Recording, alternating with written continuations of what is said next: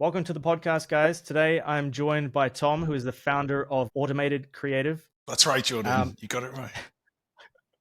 So maybe we start by you just telling us a little bit about Automated Creative and like what led you to create this solution. We start there. Yeah, thanks for having me on the podcast, man. I really appreciate it. I do a podcast myself called the Shiny New Object Podcast. I think we've done about 280 episodes, and so I've interviewed a lot of people. So it's a real thrill to be on someone else's podcast, man. So thank you. So about 8 years ago, my co-founder business partner, a guy called Alex Hobhouse, we decided to set up an event called I'll Be Back, which was that's a kind of Terminator joke for anyone who can remember AI articles from the time. But what we did is we set up an event called I'll Be Back that looked at the intersection of creativity, ads, and AI, and we'd get like a brand, an agency, startup, and an academic to come and talk about how AI and creativity and ads would come together. And this is like 2017, and we were just fascinated by it. And we had all these people that were super popular, met loads of really interesting people, but we realized that there was going to be a service, which is the sort of traditional agency values and output combined with AI. No one really knew how to do it, but we thought, well, look, we can either kind of drag our agencies that we worked with into the future, kicking and screaming, or we just go and set up on our own. So we set up, end of 2018, and we won brands like Domino's, Diageo, Pernod Ricard, Benefit Cosmetics pretty early on. Our ambition really is to make live optimization a part of every campaign for every brand everywhere. So we're on that mission. But what we deliver is we make and optimize ad creative using live data and insight. So we're not an agency, so we don't just make something, put it out there and forget about it. But equally, we're not like a dumb AI only platform that just kind of whirs away in the background and does everything automatically. We believe that advertising is about empathy. It's a human business. If you want to create a great creative idea that stops people in their tracks and makes them feel something, then you have to have some empathy for them, and a machine can't do that. So we have a platform that allows marketers to pull in different data feeds to generate ads, to serve those ads to lots of different audiences on lots of different platforms, optimize those ads during the flight, but also crucially help brands understand why their ads work. So we work with the likes of Bose, Mars Pet Care, we work with like Brown Forman, does work with Diageo, and we work with PensionBee in the UK, as well as we work with people like Cisco and Adidas over the years, Castore. I'm just trying to think off the top of my head. McDonald's is a huge client of ours. So a really broad range of different clients in different sectors. But we're just obsessed with what happens when you take creativity and AI and stick them together. Yeah, some massive brands there. I'm sure everyone recognizes all of them. So in your journey, then, can you tell us like, what have been some of the biggest surprises or maybe unexpected learnings you've uncovered through the data-driven approach that you guys use at Automated Creative? Yeah, sure. I mean, it's quite interesting, really. It's always surprising. So I remember the first campaign that we did ages and ages ago was for Absolute Vodka, the Pernod Ricard brand. And it was funny, right? Because we generated all of these different ads using the platform. And we were like, yeah, we're total pros at advertising. That one will work. That one won't work. And we were just completely wrong. And we were like, oh, that's a bit embarrassing. But then every single campaign we did, we got it wrong every single time. And we just got to the point where we're like, oh, I'm not going to try and guess anymore. Because the reality is that as humans, we can only see so much data. We can only absorb so many ads. Like your LinkedIn feed, also your Instagram feed, it'll look very different to mine, but yet we both know what LinkedIn looks like, right? When in actual fact, we get a totally different experience. And so there's no way that you or I could understand like 1 million different people or 10 million or 50 million different people's understanding of those platforms. So what we do is we produce data specifically for brands on why their ads work. And I can give you some broad categories. So there was an infant formula product that we worked with years and years ago. And what we were able to do for those guys is prove that the best thing that you could put in an ad targeted at a mom on Meta was a dad, which is kind of crazy, right? But when you think about it, there's this horrible thing in the industry called best practice, right? And best practice is what they used to call at my school. They used to call it copying, right? So the way that I look at this is, imagine you've got like 10 market stalls, right? And everyone sells oranges. Just hear me out, right? And on Monday, The guy at the end selling oranges sells loads and loads and loads. So all the other market stalls go, that guy's onto something. We're going to copy him. So they copy the logo, the layout, the person serving it, like the arrangement of the oranges. And that's best practice, right? Because the guy on the end, he's doing it best, right? So he's doing best practice. But as soon as everyone copies that best practice, no one's marketing, right? So the next day, if someone shows up and makes their orange stall a completely different color and stop selling oranges, just sells a completely different fruit, for example, they are marketing. They are standing out from the market, right? What we help brands do, like we did in that infant formula case, is help show them that if you talk about dads and kids, that's going to stand out from everyone else who's talking about mums and kids, right? So mums and kids is the school uniform, dads is wear what you want. So other examples in the alcohol category, we were running a campaign for a very significant alcohol brand, and we were able to prove that doing a campaign about driving sales on Amazon, and the best performing messaging theme overall were ads that said, Okay.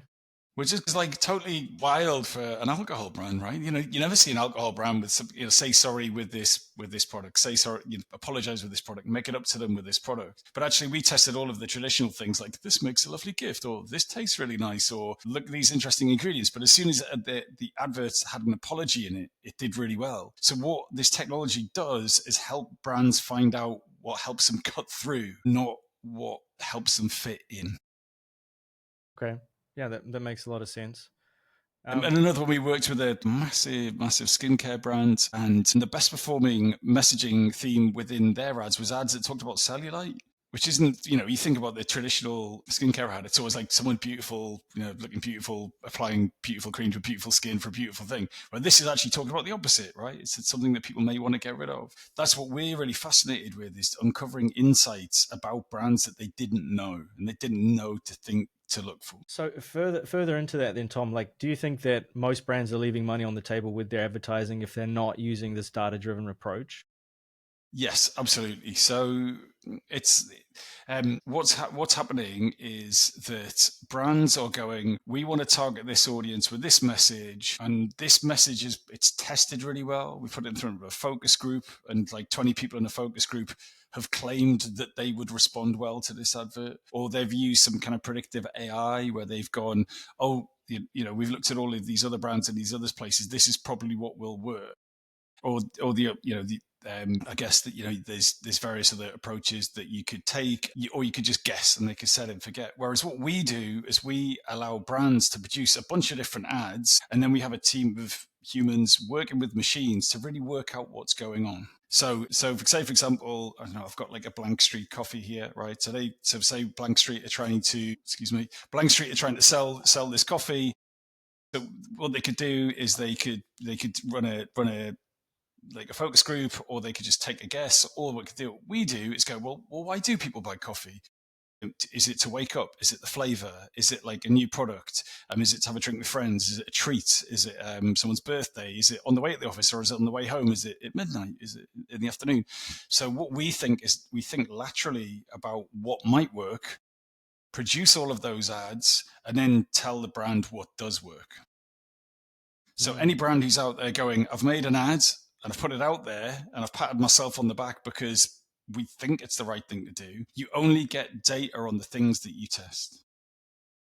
So if you don't test, you don't know. We've built a platform that makes it very easy and quick and cheap to do that. Okay, and I guess everything else that is just them doing their best guess and leaving tons of money on the table, wasting a ton of money as well, I imagine.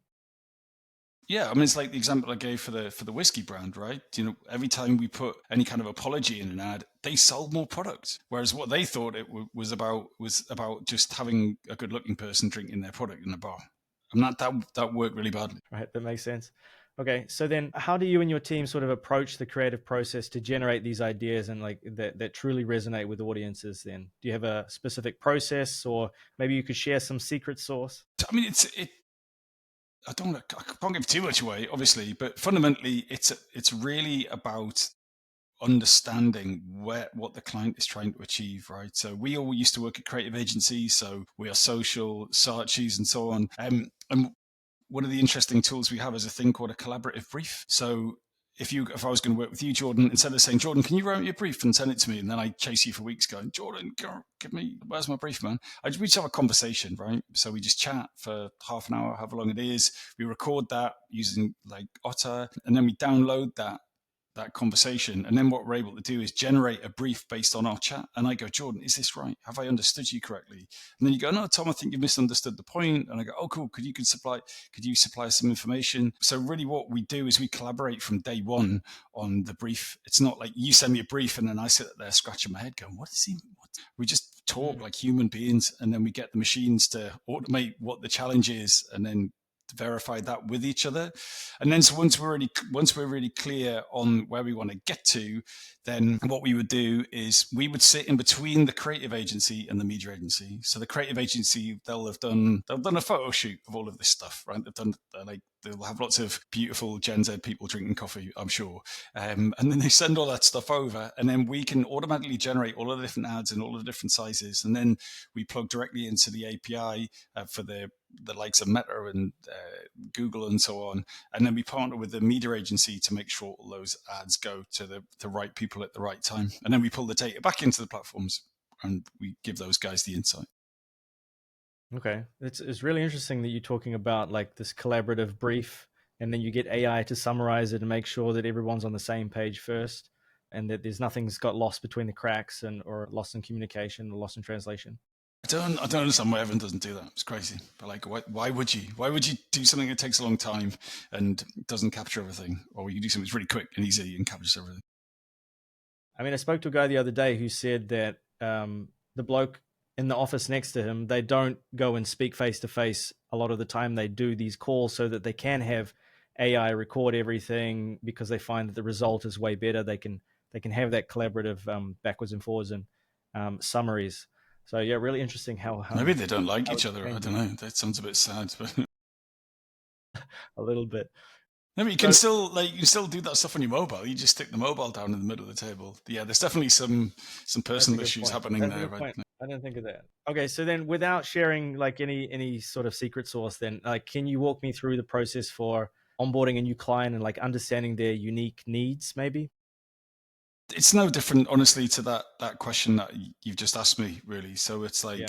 like, our big thing is about empathy, right? Like really understanding, really caring about what the brand's trying to do, what the person in that brand's trying to do, but really being empathetic and understanding of that target audience. Right. Empathy So like, first. really, like I think with a lot of competitors, they are very much tech platforms, right? Which is great. And we've got lots of fantastic competitors, and it's great to have the competition in this space.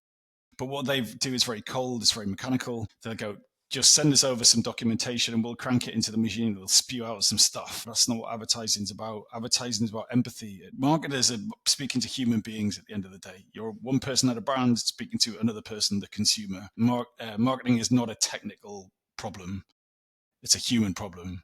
So unless Mhm. you put the time in to understand the target audience and understand what are their motivations, what are their challenges, and then start to ask them questions based on your understanding and using our technology to do that. But unless you do that, then you're guessing, you're not listening. And so we listen to our clients, and maybe I'm a bit weird, but I really love people. I love digging into what's going on with their jobs and their careers and what they're trying to achieve, what they're trying to get out of it, what they're struggling with. I think that's fascinating. So yeah, I love spending time with our clients to really get under the skin of what they're trying to achieve, because I think that way you get the best result and it's also the most fun. Well, I definitely noticed that in the conversation a little bit earlier. You asked me some questions that I never been asked before, and quite honestly, sort of like took What me back a what little did bit. I'm I like, oh, ask you? What did I somebody ask you? I somebody can't actually remember. cared. I mentioned like my Mad Men moment where I decided to get into advertising, and that I'd spent the last couple of years sort of like searching for that moment where Don Draper delivers the speech that makes people cry and goosebumps. And it was at the moment I like paused the video and I was like, that whatever that is, I want to do that. And so I googled it and applied to university that night, and the rest is history. But nobody else has sort of like dug deeper into that and asked me questions about it. So yeah, I can definitely feel the empathy and that you actually care. So I imagine your clients feel the same. Well, I don't know. They may write to you afterwards and say that's not true, but I can claim that now, kind of, for the time being. So speaking of clients, then Tom, like what factors do you consider usually when deciding which clients and industries to work with at Automated Creative?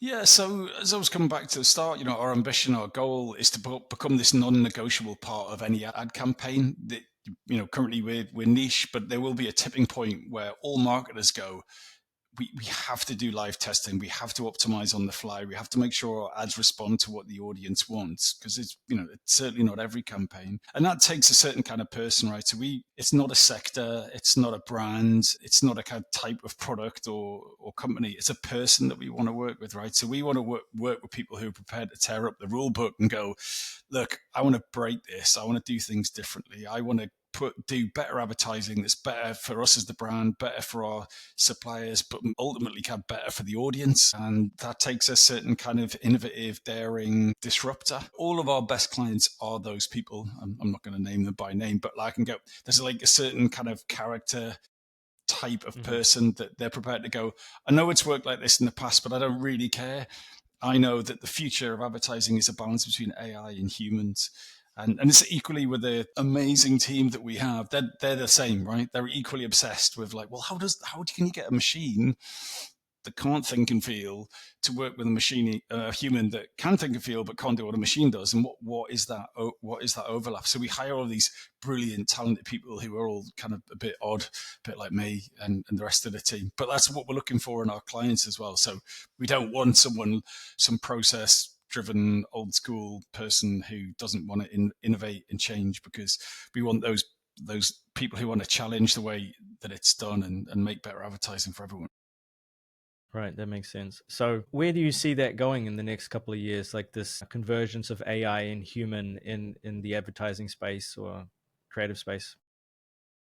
I think what's happening at the minute is that everyone is, and this is human nature, so there's no criticism, but everyone is using AI to work out how they did the thing that they always did a bit faster and cheaper. Yeah, exactly. Say, for example, something as common as there's copywriting.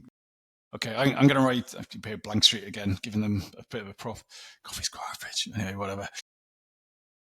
So okay, normally we pay a copywriter to write copy lines for social posts for Blank Street, right? So the CMO might go, right, well, we'll just not pay that person anymore, and we'll get a 20 quid a month chat GPT license. And then what we'll do is we'll produce copy lines of a certain standard for far less money, right? Now, let's not talk about the quality of that output. It's a whole different debate. But then whoever Blank Street competitors are, Costa, Starbucks, Nero, I don't know, insert others, all of them go, do you know what, Blank Street, they've sacked their copywriters and they're doing it all on GPT. Right? We're going to do the same thing, right? So then everyone's saved some money and some time, but everyone has the same output, right? Which is where we are today. So what's going to make once all the coffee companies have saved all of that time, money, and effort, what's going to make the difference? The people doing it, which is exactly where we are now, right? So there's this race to the bottom in the industry where people are going, right, well, we'll use machines to spend less time and money doing the thing that we've already been doing, right? It's classic with every new innovation in marketing. When radio moved to TV, people used to do radio ads on the TV. And when the TV went into like YouTube, for example, everyone just put their TV ad on YouTube. It didn't work. And then YouTube became a thing. Do you know what I mean? And then when TikTok came up, they just took their YouTube content and put everyone just shunts the thing along, because what else are you going to do, right? Everyone's going to follow the path of least resistance. And now it's the same with AI. They're like, right, okay, well, how do we do the thing we've always done, but just faster and cheaper? But it's a race to the bottom. It's a competitive disadvantage not to do it, but it's not a competitive advantage to do it, right? So that will happen. And then everyone will realize that the thing that really matters is the quality of the people, the quality of the output. And so my belief is that the future of this industry, like this time next year and beyond, brands will need people who understand the technology, but also can think differently to produce advertising that just wasn't even conceivable or possible before. That's really good. That's a really good insight. I've not heard that before. That's a relief. Tom, how has your approach sort of changed to acquiring new business since starting the company, and then I guess since the advent of AI being so prolific? Has it changed at all? Do you get people in boardrooms saying we need some AI strategy like everyone else, like you just mentioned? I'm sure your inbox is the same as mine, which is just tons of people sending you automated emails. It doesn't matter who you are. Everyone's spamming someone everywhere because it's really easy, and it's probably also best practice. That's what you do, right? You send emails to people. So, like, if you send out 10,000 emails, 5% of the people respond to them, 1% of the people have a call, and 1% of those people give you some money. It's brilliant. It makes loads of sense, right? You put AI and money in the top, and out the bottom will come some work.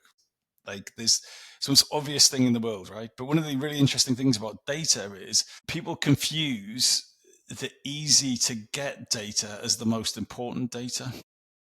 So when you look at that email structure that I told you about, it's really easy to look at that. There's a funnel. All the websites have like a funnel. You send 10,000 emails, you got 5% response. However, there is no data on that platform telling you how annoyed everyone was for getting those emails. But which is more important? The 99 people that hate you or the 1% of people who reply to you? So just because you haven't got the data doesn't mean that the data associated with that information isn't more important than the data that you do have.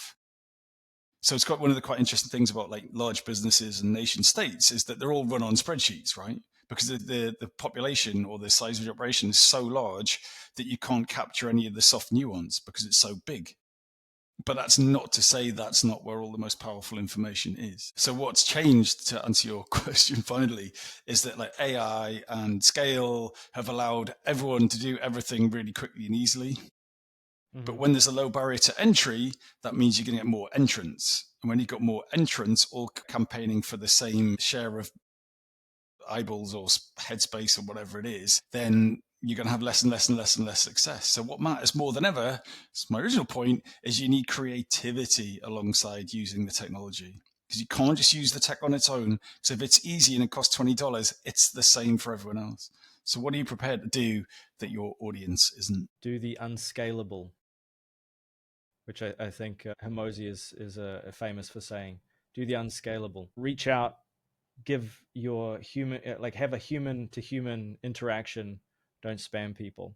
I'm a big believer in that as well. So what have you found then to be the most effective way to acquire new clients in this spammy AI sort of era? I think it's, as with all client work, it's about empathy, right? It's like understanding that person. Like, what do they want? What is their unmet need? And using that to approach people in a way that it's like it's a good deal for both of you. And I have a few ways of doing that. I'm not going to go into too much detail here, but yeah, it's not hiring an army of sales development reps to spam the crap out of everyone in the hope that like you get a tiny return. So I really appreciate the time today, Tom. Like, if people want to connect with you, where can they go and do that and learn a little bit more? Yeah, so you can find me on LinkedIn. My name is Tom Ollerton. That's Tom Ollerton. And if you're not totally sick of my voice, just look for Shiny New Object Podcast on all of your lovely podcast places. Or I also do a show called Advertisers Watching Ads on YouTube, which would be a really good place to see more content. But of course, if someone was interested in our product, they want a demo, etc., automatedcreative.net. Okay, awesome. Well, I really appreciate the time today and the insight. So please go and connect with Tom, and thank you guys for watching, and we'll see you in the next video. Jordan, it was an absolute pleasure. Thank you so much.